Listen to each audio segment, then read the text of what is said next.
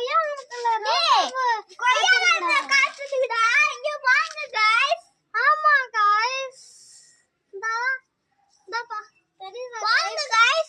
தெரியுதா? ஆமா, கொய்யா மரத்துல ரோஜா பூ காய்ச்சிருக்கு. எப்படின்னு தெரியலையே.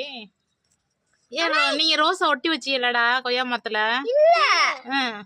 இந்தா அதுல மறைக்கிற. இந்தா இதுக்குள்ள இருந்து மறைக்கிற.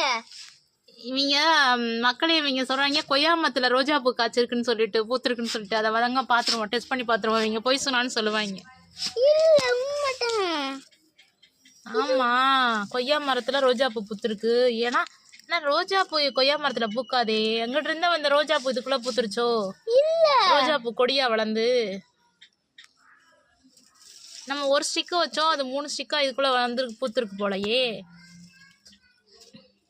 அப்படி இழுங்க இழுங்க பாப்போம்.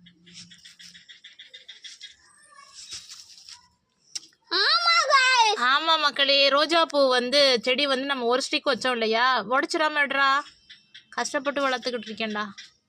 நம்ம ஒரு ஸ்டிக் வச்சோம் இல்லையா, அது கொய்யா மரத்துல போய் காய்ச்சிருச்சு, பூத்துருச்சு. உடனே இவங்க கொய்யா மரத்துல ரோஜா பூ பூத்துருக்குன்னு எல்லார்ட்டையும் சொல்லிட்டாங்க. எல்லாரும் வந்து பார்த்துட்டு போயிட்டாங்க. கடைசியாக பார்த்தா ரோஜா செடியில தான் பூ பூத்துருக்கு. பாருங்க, நம்ம அரசு தோட்டக்கலை மற்றும் பண்ணையில் வாங்கிட்டு வந்தா ரோஜா பூ செடி இது. இது அழகா கொடி மாதிரி போய் இதுக்குள்ள பூத்துருக்கு. அப்புறம் गाइस ஒரு மறக்காம ஒரு விஷயம், நம்ம கட்டிருக்காங்க தராது பெருசாகி பூ விட்டு கட்டிருக்கா 2 கட்டிருக்க மரச்செண்டு இருக்கு. வாங்கக்கா அண்ணாச்சி செடி गाइस. இதுதான் गाइस அண்ணாச்சி செடி.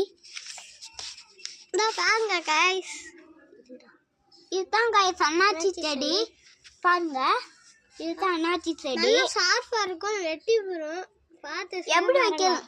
இதுனா எங்கேயும் கிடைக்காத அதோட இதுனா இந்த அண்ணாச்சி வாங்கிட்டாண்ட இதை மட்டும் இப்படி கட் பண்ணிட்டு அதை ஊண்டி வச்சிடணும் गाइस. அது இப்ப பாருங்க தாண்டியா வந்துடுச்சு. தண்ணி டெய்லி அப்புறம் நம்ம இது குட்டி விட்டு இருக்கு பாருங்க. ஆமா, இது எப்ப குட்டி போட்டுச்சு, அழகா இருக்கு. தெரியல. ஆமா, சோற்று கற்றாழை அழகா குட்டியா வந்திருக்கு பாருடா. ஏன் நம்ம ஒண்ணுதான் வச்சோம், அது அழகா குட்டியா ஒண்ணு முளைச்சிருக்கு பாரு பக்கத்துலயே. புள்ளையோ? அடுத்து வேற என்ன? செடி.